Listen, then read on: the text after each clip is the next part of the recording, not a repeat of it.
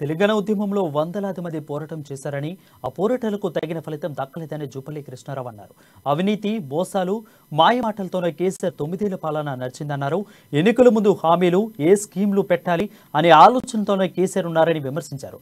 రాజ్యాంగం రాసే సమయంలో కేసీఆర్ ఉంటే ఇంకా కొన్ని కొత్త చట్టాలు వచ్చేవని సెటైర్ వేశారు. ప్రజల సొమ్మును పబ్లిసిటీ కోసం వినియోగిస్తున్నారని, మూడవసారి పరిపాలించే అవకాశం బీఆర్ఎస్ కోల్పోయిందని చెప్పారు. BRS party, now the BRS party has lost its moral right to rule the state. Why? Because high corruption, no democracy, total cheating, lying, making people fools. They are thinking people are wise.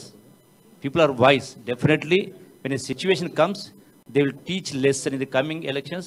They will teach lesson to KCR.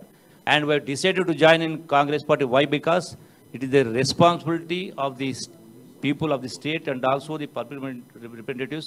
We have to give gift to the Congress party and Madam Sonia Ji, having created the state of Telangana under such as circumstances. Congress is lost in both the states. If you don't give gift in the coming elections, so 100%.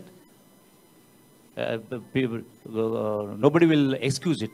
So the reason we have decided, and on 14th or 16th in Maimuna district, me and along with us are our Maimuna district leaders who are named now, and also there are a few more people are going to join. So I decided we will join on that day.